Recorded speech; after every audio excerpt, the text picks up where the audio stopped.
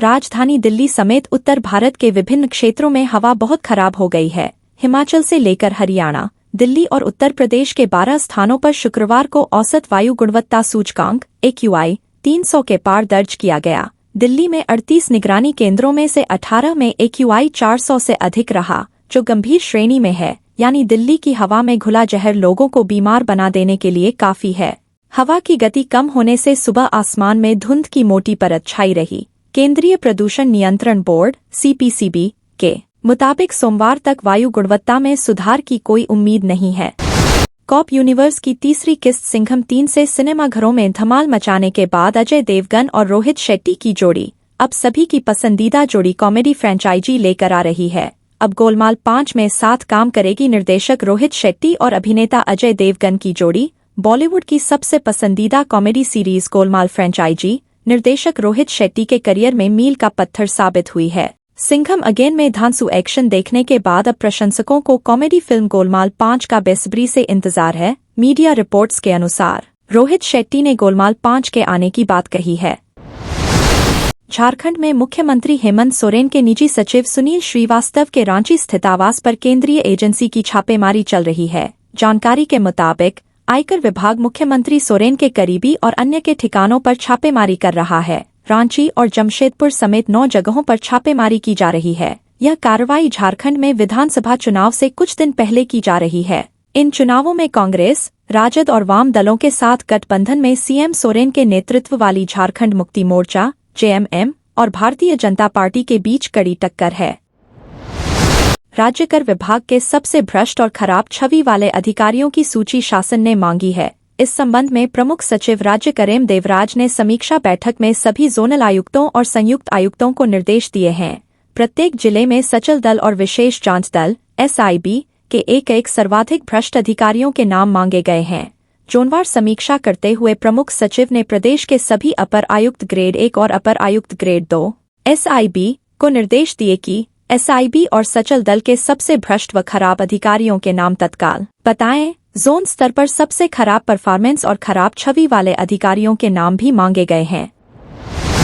कानपुर में सीसामो विधानसभा क्षेत्र के उपचुनाव के लिए 9 नवंबर को सीएम योगी आदित्यनाथ दर्शनपुरवा के सेंट्रल पार्क में जनसभा को संबोधित करेंगे। इसके लिए वे मैनपुरी से हेलीकॉप्टर से अपरान्ह JK मंदिर के बगल में पांडुनगर स्थित ITI कैंपस पहुंचेंगे। वहां से वह सेंट्रल पार्क जाएंगे। मुख्यमंत्री शहर में 1 घंटा 5 मिनट तक रहेंगे। शुक्रवार को मुख्यमंत्री की जनसभा को लेकर पार्टी पदाधिकारियों ने बैठक कर सभी की जिम्मेदारी तय की। वित्त मंत्री सुरेश खन्ना, क्षेत्रीय अध्यक्ष प्रकाश पाल, प्रदेश महामंत्री अनूप गुप्ता, प्रदेश उपाध्यक्ष मानवेंद्र सिंह ने तय किया कि जनसभा में सभी समाजों की उपस्थिति रहेगी। सुप्रीम कोर्ट ने अलीगढ़ मुस्लिम विश्वविद्यालय AMU का अल्पसंख्यक दर्जा खत्म करने का आधार बना 57 साल पुराना फैसला पलटते हुए बहुमत के निर्णय में कहा कि राष्ट्रीय महत्व का संस्थान भी अल्पसंख्यक चरित्र का हो सकता है। AMU को संवैधानिक रूप से राष्ट्रीय महत्व के संस्थान का दर्जा मिला हुआ है। संविधान की सूची 1 की एंट्री 63 में कहा गया है। इस संविधान की शुरुआत के समय बनारस हिंदू विश्वविद्यालय, अलीगढ़ मुस्लिम विश्वविद्यालय और दिल्ली विश्वविद्यालय के रूप में जाने जाने वाले संस्थान अनुच्छेद 371E के तहत स्थापित विश्वविद्यालय और कानून के जरिए संसद से घोषित अन्य कोई भी संस्थान राष्ट्रीय महत्व के संस्थान माने जाएंगे। भारत और ऑस्ट्रेलिया की सेनाओं के बीच संयुक्त सैन्य अभ्यास ऑस्ट्राहिंद का तीसरा संस्करण शुक्रवार को महाराष्ट्र के पुणे में शुरू हुआ। सैन्य अभ्यास के दौरान आतंकी और ड्रोन हमलों का जवाब देने पर विशेष जोर रहेगा।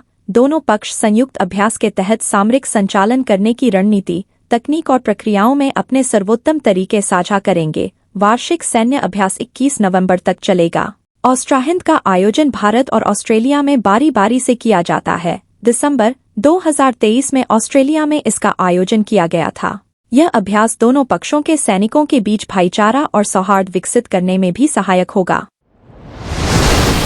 देश में दाल के शौकीन इस बात की चिंता न करें कि उन्हें कम स्टॉक होने की दिक्कत का सामना करना पड़ेगा। सरकार ने इसके लिए पर्याप्त इंतजाम करने जा रही है। केंद्र सरकार दालों की घरेलू उपलब्धता बढ़ाने और रिटेल कीमतों को कंट्रोल करने के लिए अहम कदम उठाने जा रही है। दरअसल केंद्र सरकार ऑस्ट्रेलिया और ब्राजील से दालों के आयात को और बढ़ाने पर विचार कर रही है। उपभोक्ता मामले, खाद्य और सार्वजनिक वितरण मंत्रालय इन दोनों देशों के साथ दालों के व्यापार को बेहतर बनाने के लिए एक्शन प्लान तैयार कर रहा है। गोवा पर्यटन उद्योग के आंकड़ों के अनुसार राज्य में 2019 में 8.5 मिलियन विदेशी पर्यटक घूमने आए थे, जबकि इसकी तुलना में साल 2023 में केवल 1.5 मिलियन ही आगंतुक ही आए हैं। पर्यटक और सोशल मीडिया उपयोगकर्ता स्थानीय टैक्सी माफिया की तरफ से उत्पीड़न और कीमतों में भारी बढ़ोतरी को एक बड़ी परेशानी के रूप में बताते हैं। गोवा में पर्यटन में गिरावट आ रही है, जिसके लिए कई कारक योगदान दे रहे हैं। CIC डेटा रिपोर्ट के अनुसार राज्य में विदेशी पर्यटन कोविड से पहले के स्तर पर पहुंचने में विफल रहा है। इस रिपोर्ट में आगंतुकों की संख्या में भारी अंतर को उजागर किया गया है। देवउठनी एकादशी के अवसर पर जिले में संभावित बाल विवाहों को रोकने के लिए कलेक्टर नीरज कुमार सिंह ने बाल विवाह प्रतिषेध अधिनियम 2006 के तहत सख्त कदम उठाते हुए प्रत्येक विकासखंड में विशेष टीमों का गठन किया है। इन टीमों में CEO जनपद पंचायत, महिला एवं बाल विकास विभाग के अधिकारी और संबंधित थाना प्रभारी शामिल होंगे। ये दल अपने क्षेत्र में होने वाले सामूहिक विवाहों में वर-वधू की आयु की जांच करेंगे। यदि वर की आयु 21 वर्ष से कम और वधू की आयु 18 वर्ष से कम पाई जाती है, तो तुरंत विवाह रोकने और वैधानिक कार्रवाई की जाएगी।